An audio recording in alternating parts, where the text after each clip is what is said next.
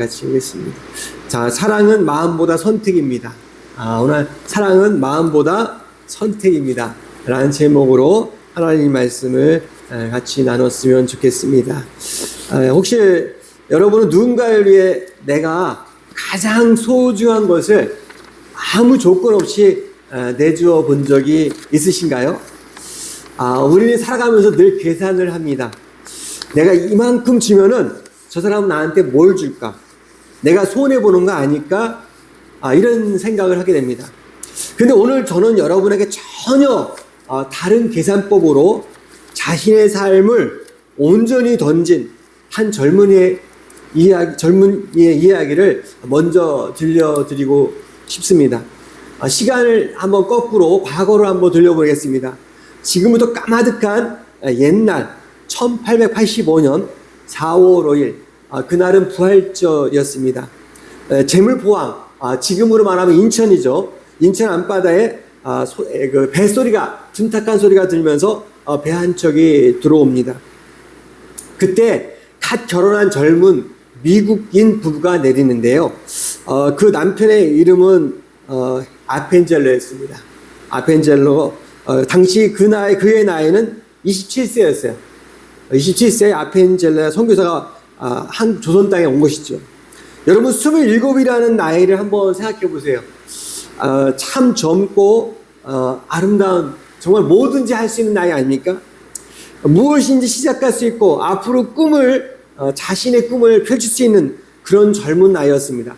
근데 그 젊은이가 자기 나라 미국에서 편안하게 살 수 있는 것을 포기하고 사랑하는 가족과 함께 좋은 직업을 살 수 있는 그런 미국에서 살 수 있었는데, 그런데 그 젊은 청년이 왜 하필 조선이라는 낯선 땅으로 왔을까요? 당시의 조선은 지금 우리가 사는 대한민국과는 전혀 달랐습니다. 전기도 들어오지 않았고 길도 험하고 교통도 불편했습니다. 병이 나도 치료받을 의료시설이 너무 부족했습니다. 미국에 있는 시설보다 형편없은 것이죠. 언어도 통하지 않았고 문화도 완전히 달랐습니다. 무엇보다 하나님을 전하는 복음 사역이 그 당시는 자유롭지 않았어요. 한국 그 복음을 전하는 것이 잘못하면 목숨을 위협받을 수 있는, 그 당시에 기독교를 전한다는 것은 굉장히 위험한 그런 상황이었습니다. 그런 곳에, 그런 조선 땅에 27세의 젊은 선교사가 사랑하는 자기 아내의 손을 잡고 조선 땅에 온 것입니다. 하지만 처음에 제물포에 인천에 첫 발을 디뎠을 때 상황은 좋지 않았습니다. 정치적인 혼란이 심해서 외국인들의 신변이 보장되지 않아서 결국 아펜젤로는 서울로 가지 못하고 다시 일본으로 피신했다가 다시 목숨을 걸고 다시 조선으로 들어오게 됩니다. 한번 잘 생각해 보세요. 그들이 왜 아펜젤로가 다시 조선으로 들어왔을까요? 조선에 오면 엄청난 돈을 줍니까? 명예를 줍니까? 아닙니다. 얻을 것이 하나도 없는 사람이에요. 오히려 잃어버릴 것이 너무나 많은 사람입니다. 미국에 있으면 편안하게 살 수 있어요. 또 익숙한 환경에서 살 수 있는 환경을 포기하고 조선에 온 것입니다. 가족의 안전을 날마다 염려했습니다. 자기가 조선 땅에 오니까 불안한 것이죠. 또 자신의 화려한 미래를, 인생의 모든 것을 내려놔야 됩니다. 근데 왜 아펜젤러가 조선에 왔을까요? 이유는 단 하나입니다.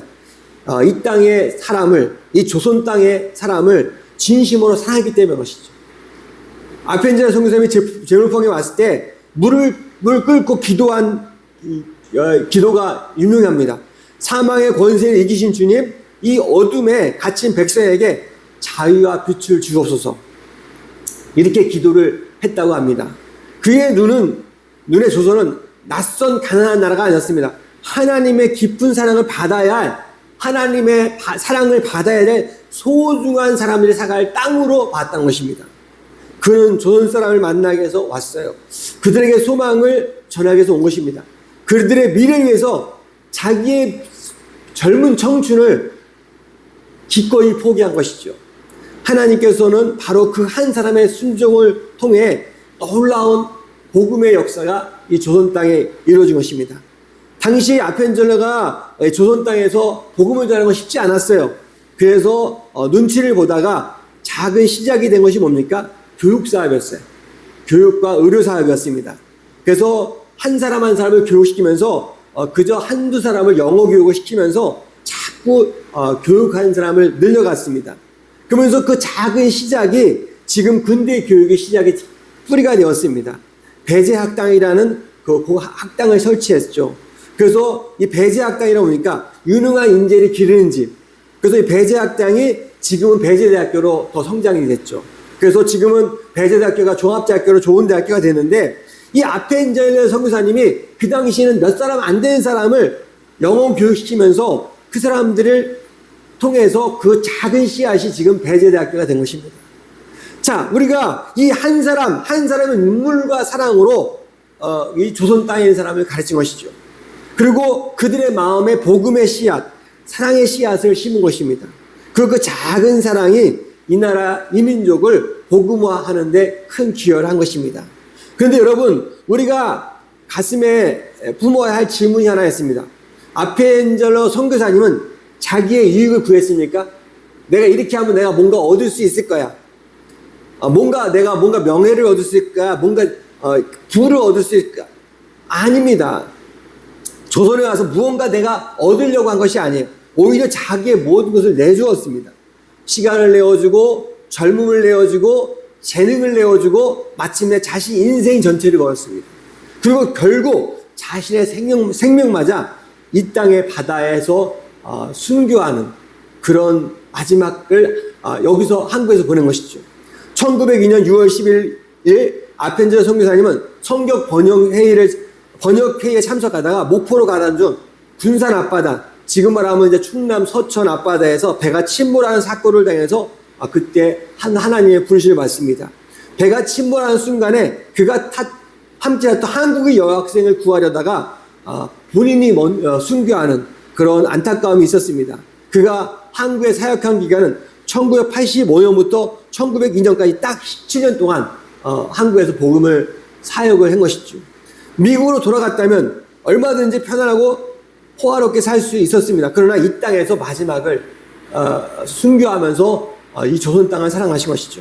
마지막 순간까지 이 한국에 있는 그 여학생을 구하기 위해서 자기의 모든 것을 내려놓은 것입니다. 여러분, 저는 이 이야기를 들을 때 듣고 제가 생각할 때 굉장히 마음에 무거운 어떤 뭉클함이 있습니다. 정말 이렇게 한국 땅을, 조선 땅을 사랑하신 분이 있었는데 정말 나 자신에서 물어봅니다. 나는 지금 무엇을 위해 살아가고 있는가? 우리는 늘 습관적으로 생각합니다. 내가 이걸 하면 뭘 얻을 수 있지? 이렇게 하면 내가 뭔가 도움이 얻을 수 있지? 저 사람한테 내가 이걸 하면 내가 뭔가 얻을 수 있지? 내가 뭔가 받을 수 있는 걸 생각합니다. 왜 내가 먼저 손해를 봐야지? 하지만 27세에 이 땅에 자기의 목숨을 버렸던 아펜젤러 선교사의 삶은 우리하고 전혀 다른 삶의 질문을 던지고 있습니다. 내가 무엇을 줄 수 있을까? 내가 저 삶에서 무엇을 할 수 있을까? 하나님께서 나를 이곳에 보내신 이유는 무엇일까? 이런 질문을 하며 살았습니다. 이 청년의 인생이 완전히 다른 인생을 산 것이죠. 그 인생이 다른 하나님의 은혜 가운데 살면서 우리가 이 선교사님을 통해서 이 조선 땅에 많은 분들이 인생이 바뀐 것이죠. 사랑하는 여러분, 오늘 우리가 이렇게 자유롭게 예배를 드리는 거, 성경을 읽고 마음껏 찬송하며 예배를 드릴 수 있는 것 무엇인지 압니까? 이 땅에 많은 복음을 전한 선교사님들의 그 사랑과 수고와 그 믿음의 헌신이 있었기 때문에 우리가 이렇게 하나님의 사랑을 통해서 예배를 드릴 수 있다고 생각합니다. 누군가는 편함을 포기했습니다. 누군가는 사랑하는 가족과 헤어지면서 이 낯선 땅에서 복음을 전한 것이죠. 누군가 자신의 재산을 털고 누군가 자기 젊음을 버리고 자신의 생명까지 바치면서 이 땅에 복음을 전하고 오신 선교사님들이 있었다는 것입니다. 왜 그들이 그렇게까지 이렇게 와서 복음을 전했을까요? 바로 예수님의 사랑 때문입니다. 그 사람은 단순히 조선 사람들이 좋아서 내가 너 좋아 이런 것이 감정이 아니었어요. 말도 안 통하고 이방인들한테 무슨 감정이 있겠어요? 그들이 기다린 것은 편안함이 아니라 피눈물 나는 수고와 헌신이었습니다. 그 사랑 가운데. 왜냐하면 진짜 사랑은 감정이 아니라 선택입니다. 오늘 함께 읽은 성경 말씀 고린도서 13장 5절 우리 같이 한번 다시 읽겠습니다. 시작. 물에 행하지 아니하며 자기의 유익을 구하지 아니하며 성내지 아니하며 악한 것을 생각하지 아니하며. 이 말씀에 특별히 자기의 유익을 구하지 않는다고 합니다. 이 자기 유익을 아펜젤라 선교사님 사님처럼 너무나 명확한 것이죠. 사랑은 내가 무엇을 받을까를 계산한 것이 아니라 내가 무엇을 줄까를 생각한다는 것이죠. 사랑은 내가 얼마나 편할까를 따지는 것이 아니라 나를 통해 다른 사람이 어떻게 살아날 수 있을까를 고뇌하는 것입니다. 사랑은 내가 손해보지 않으려고 움켜쥐는 것이 아니라 때로는 내가 손해보더라도 다른 사람을 살리는 길을 선택하는 것이죠. 오늘 하나님께서 우리에게 물으십니다. 너는 지금 누구를 사랑하고 있느냐? 너는 지금 누구의 유익을 위해 살고 있느냐? 사랑하는 여러분, 오늘 나에게 잘해주는 사람, 나를 인정해주는 사람, 나를 좋아하는 사람은 사랑하기가 참 쉽습니다. 그건 모든 사람은 누구나 쉽게 할 수 있어요. 하지만 진짜 사랑은 그 다음 순간에 들어갑니다. 나에게 상처를 준 사람, 나를 이해하지 못하는 사람, 내 마음에 들지 않는 사람, 나에게 아무것도 줄 수 없는 사람을 만났을 때 우리는 그곳에서 갈림길에 서게 됩니다. 내 감정대로 쏘아붙이고 마음을 다시 닫을 것인가, 아니면 하나님의 말씀대로 사랑을 선택할 것인가. 아펜젤러 선교사님은 자신의 감정보다 하나님의 부르심을 선택했습니다. 자기의 유익보다 조선 사람들의 그 당시 그 사람들의 유익을 선택했습니다. 그리고 하나님은 그 한 사람의 선택을 통해서 이 땅에 구원의 빛을 비추셨습니다. 오늘 우리가 깊이 다루고자 하는 말씀의 핵심은 바로 이것입니다. 사랑은 자기의 유익을 구하지 않는다는 것이죠. 여러분, 가정에서, 직장에서, 그리고 교회와 인간관계에서 여러분 평소에 무엇을 먼저 떠올리십니까? 내가 옳아 라는 주장입니까? 아니면 어떻게 해야 이 관계가 살아날까 하는 고민입니다. 내가 손해보면 안 돼. 나는 혹시 계산기를 두들기고 있지 않습니까? 아니면 이 일이 저 사람에게 유익이 될까 하는 배려를 하고 있습니까? 오늘 말씀을 통해 우리의 마음을 한번 점검했으면 좋겠습니다. 그리고 오늘 모두가 나만을 위해 살던 인생에서 다른 사람을 살리는 인생으로 삶의 방향을 조금씩 들어갈 수 있기를 축원합니다. 왜냐하면 사랑은 내가 얼마나 많이 가졌느냐를 여러분 증명되는 것이 아니라 내가 무엇을 기꺼이 내어줄 수 있느냐로 증명할 수 있는 것이죠. 사랑하는 여러분, 우리가 사랑을 그토록 어렵게 느끼는 가장 큰 이유는 무엇입니까? 사랑을 자꾸 내가 무엇을 느끼는 감정으로만 생각합니다.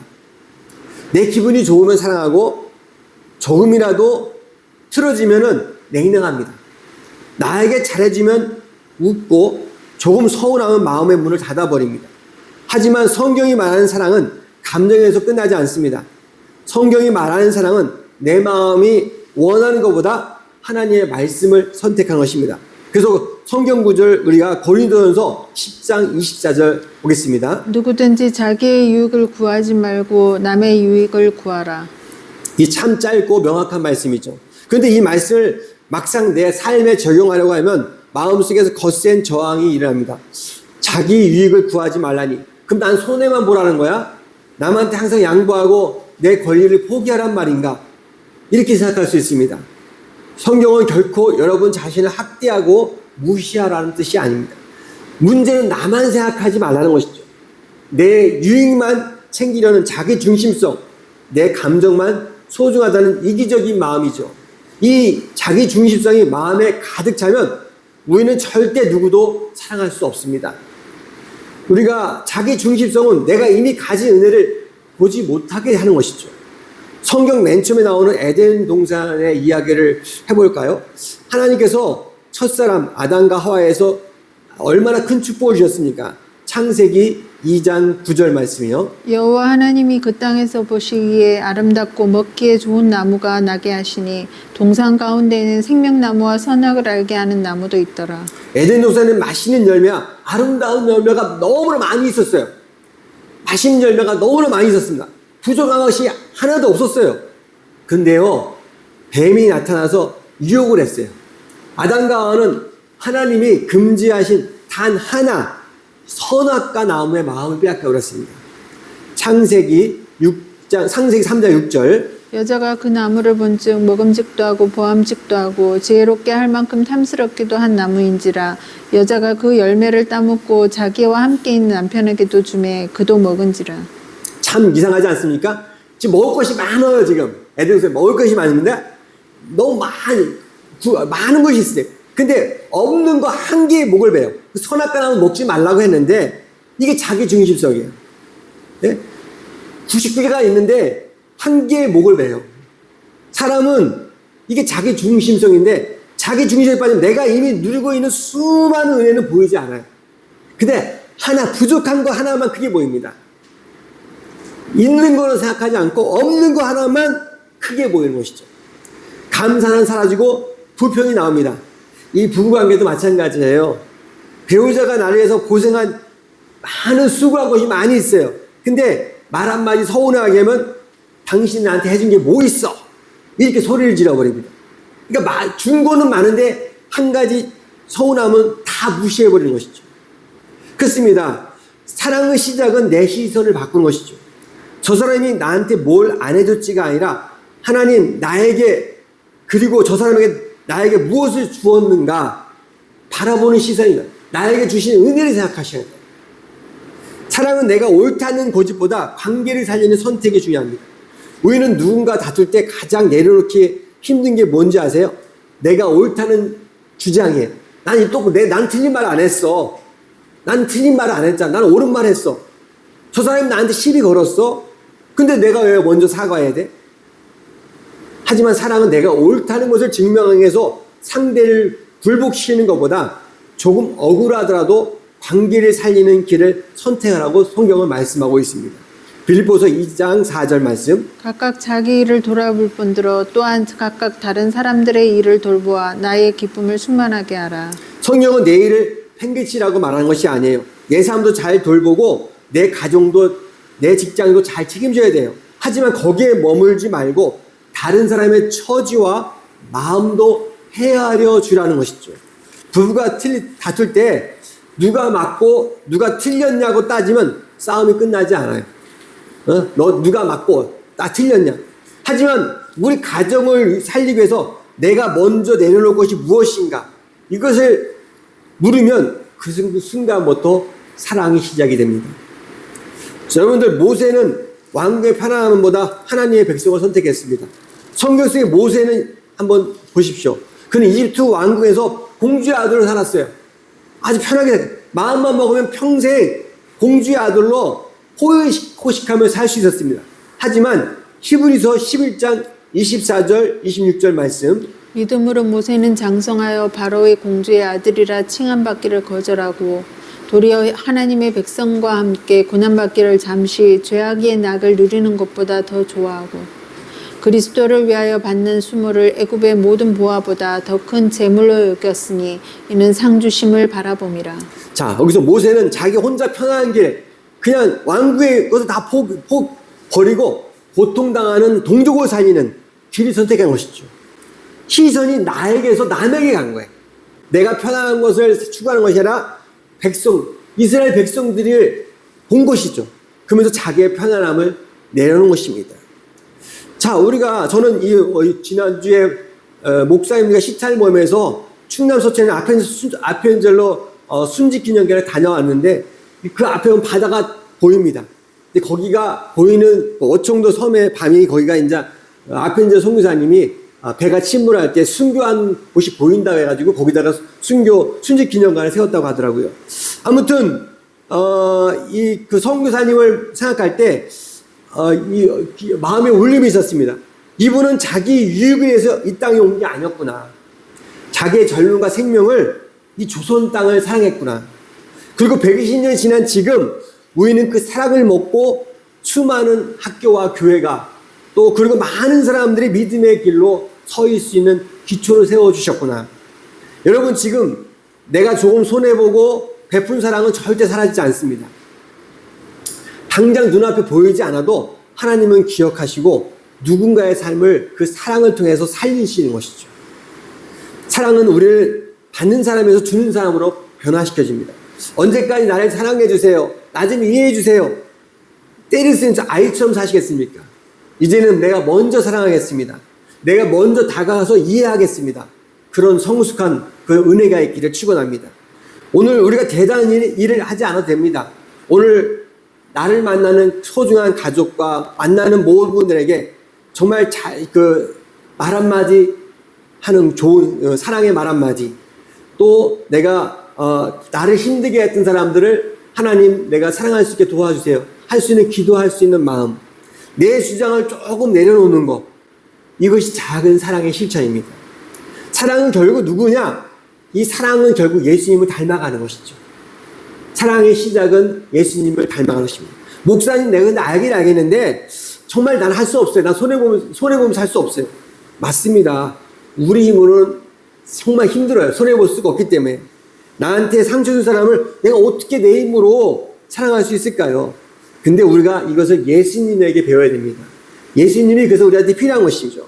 우리가 빌립보서 2장 6절부터 7절 8절 말씀. 그는 근본 하나님의 본체이시나 하나님과 동등됨을 취할 것으로 여기지 아니하시고 사람의 모양으로 오히려 자기를 비워 종의 형체를 가지사 사람들과 같이 되셨고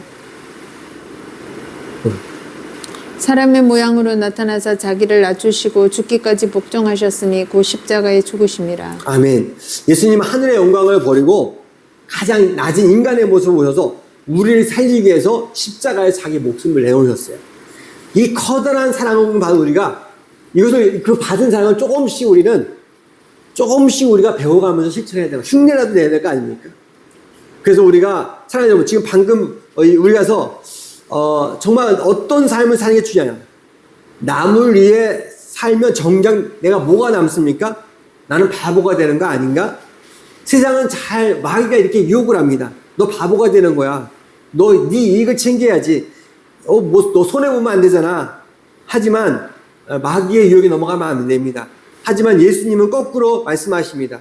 사도행전 20장 35절 말씀. 범사에 여러분에게 모범을 보여준 바와 같이 수고하여 약한 사람들을 돕고 또 주 예수께서 친히 말씀하신 바 주는 것이 받는 것보다 복이 있다 하심을 기억하여야 할지니라. 아멘. 예수님은 뭐라 했죠? 주는 것이 받는 것보다 훨씬 복되다고 성경은 말씀하고 있습니다. 가치 있는 삶과 편안한 삶은 달라요. 우리는 편안함을 좋아하지만 편안한 삶이 곧 가치 있는 삶이 아니에요. 잘 생각하세요. 편안함을 좋아하지만 편안한 삶이 꼭 가치 있는 삶은 아니다. 교회에서, 가정에서, 직장에서 내가 왜 이 일을 해? 남들 하기 싫은 내가 왜 이 일을 해야 돼? 이 불평을 할 수 있어요. 하나님, 제가 도울 수 있는 게 무엇입니까? 이렇게 전환을 하셔야 돼요. 직장에서 내가 남들이 안 하는 거를 내가 이 일을 통해서 내가 뭘 더 이 회사를 기여할 수 있을까요? 우리가 생각의 전환을 바꾸면 돼요. 우리 교회에도 봉사할 게 너무 많아요. 교회 청소도 하고 뭐 여러 가지 많은데 내가 왜 일을 해야 돼? 이렇게 생각하면 불평이 됩니다. 하지만 내가 하나님 앞에 내가 어떻게 하면 더 헌신할 수 있을까요? 내가 무엇을 할 수 있을까요? 이렇게 생각하면 할 게 많아집니다. 또 너무 모든 것이 감사한 것이죠. 그렇습니다. 우리가 세상은 화려한 무대에 사람에게 박수를 치지만 하나님은 사랑으로 섬기는 이 낮아진 사람을 기억하십니다. 우리가 예수님은 제자의 더러운 발을 씻겨주셨는데요. 요한복음 13장 4절 5절 말씀. 저녁 때 앞서시던 자리에서 일어나 겉옷을 벗고 수건을 가져다가 허리에 돌리시고 이에 대하여 물을 떠나 제자들의 발을 씻으시고 그 두르신 수건으로 닦기를 시작하여. 맞습니다. 스승이신 예수님이 만왕의 왕이신 분이 무릎을 꿇고 제자들의 발을 씻었어요. 사랑은 낮아지고 기꺼이 내어주는 것입니다. 이 십자가에서 예수님이 얻으신 세상적 유익은 제로였어요. 모욕과 고통뿐이었습니다. 하지만 예수님이 자신을 내어주기 때문에 우리가 구원받고 하나님의 자녀가 되는 놀라운 은혜를 입게 된 것입니다. 여러분, 주는 사람에게는 세상에 줄 수 없는 기쁨이 있습니다. 움켜쥐기만 하면 불안합니다. 잃어버리니까 두렵습니다. 하지만 작더라도 누군가의 마음을 나누고 위로를 건네고 도움을 주면 이 사람에게 내 안에서 솟아나오는 깊은 평안과 기쁨이 있습니다. 왜일까요? 하나님 인간을 만들 때 사랑을 흘려보낼 때 행복하도록 만드셨기 때문에 그렇습니다. 사랑은 고여있는 웅덩이가 아니에요. 막힘없이 흘러가는 강물이어야 됩니다. 고이면 썩지만 흘러가면 온 들판을 푸르게 만듭니다. 다른 사람을 살리는 사랑이 결국 나를 행복하게 만듭니다. 사랑은 여러분, 이제 마지막으로 가장 중요한 질문을 던져봅니다. 정말 남을 살리는 삶이 나를 행복하게 만들까요? 디모데후서 3장 1절 2절 말씀. 너는 이것을 알라. 말세에 고통하는 때가 이르러 사람들이 자기를 사랑하며 돈을 사랑하며 자랑하며 교만하며 비방하며 부모를 거역하며 감사하지 아니하며 거룩하지 아니하며. 말세의 증세이 뭡니까? 바로 자기 사랑이에요. 말세의 종말 되면 자기를 사랑하는 사람이 너무나 많이 생깁니다. 온통 자기 감정이에요. 자기 자존심, 자기의 유익만 몰두해. 이게 마지막 종말의 하나의 저희입니다. 조금만 소원해도 상처받고 세상이 내 뜻대로 안 움직인다고 늘 고통스러워합니다. 지독한 자기 중심성은 결국 자기 감정 자신을 가장 불안하게 만드는 것이죠. 사랑은 시선을 나에게서 남으로 돌리는 힘입니다. 내가 힘들 때 내 문제만 집착하면 더 깊은 우울에 빠집니다. 하지만 그때 눈을 돌려 나보다 더 아픈 사람을 찾아가 위로해 보시기 바랍니다. 남을 위로하다가 내가 먼저 위로를 받고 남을 위해 기도하다가 내 영혼이 회복되는 은혜를 경험할 줄 믿습니다.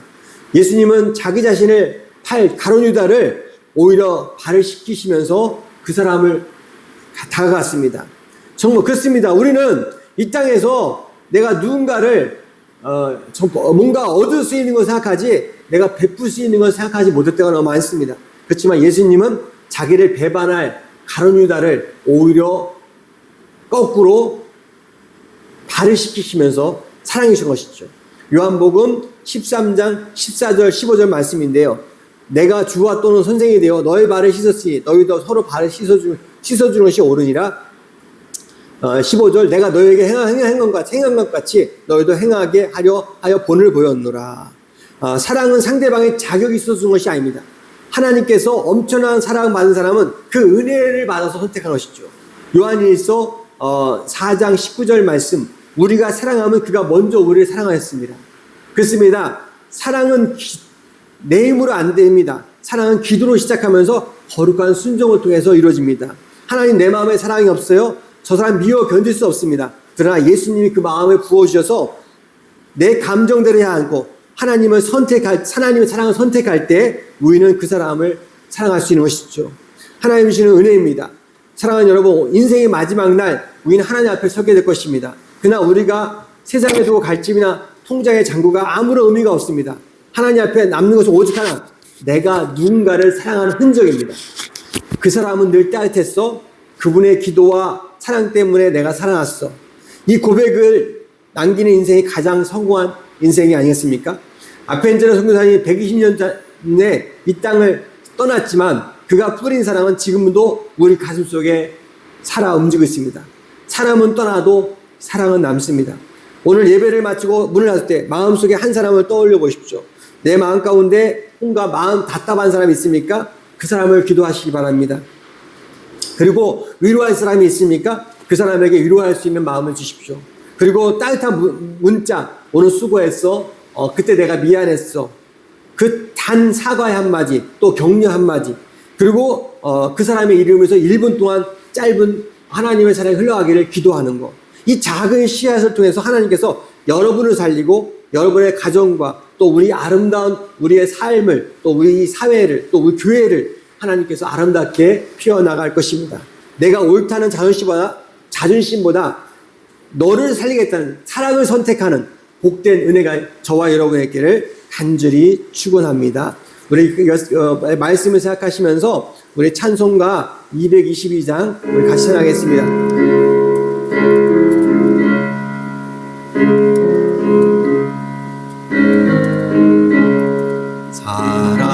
사랑하는 주님 앞에 형제자매 한자리에 크신 은혜 생각하며 즐거운 찬송 부르네. 내 주 예수 오늘 받아 모든 사람 내 몸같이 반란 근심 위로하고 진심으로 사랑하세. 사랑하는 주님 앞에 온갖 충성 다 바쳐서 괴로우나 즐거우나 주님만 힘써섬기네. 우리 주님 거룩한 손 제자들의 발을 씻어 남 섬기는 종의 도를 봉서행에 보이셨네. 사랑하는 주님 예수 같은 주로 섬기나니 함께받아 한 몸 이룬 형제여 친구들이여 한 몸같이 친밀하고 마음으로 하나 되어 우리 주님 크신 뜻을 지성으로 준행하세. 아멘. 찬양의 고백처럼 우리는 이제 우리의 마음을 하나님 앞에 솔직히 열어놓을 시간입니다. 사랑하기 어려운 사람 있습니까? 먼저 손 내밀기 억울한 마음이 있습니까? 내 힘으로 안 됩니다. 그러나 나를 먼저 사랑하시는 주님의 은혜를 힘입으면 가능합니다. 이 시간 우리가 내 마음속에 떠오르는 그런 분도 있습니까? 내가 먼저 사랑하게 도와주십시오. 내가 먼저 손 내밀게 도와주세요. 예수님의 사랑 가운데 우리가 믿음으로 우리가 살게 도와주세요. 내가 하나님의 사랑으로 살아가는 사람이 같게 정말 그 사랑을 흘려보낼 수 있는 그런 저희들의 믿음이 되게 도와주세요. 같이 한번 주여하고 기도하겠습니다. 주여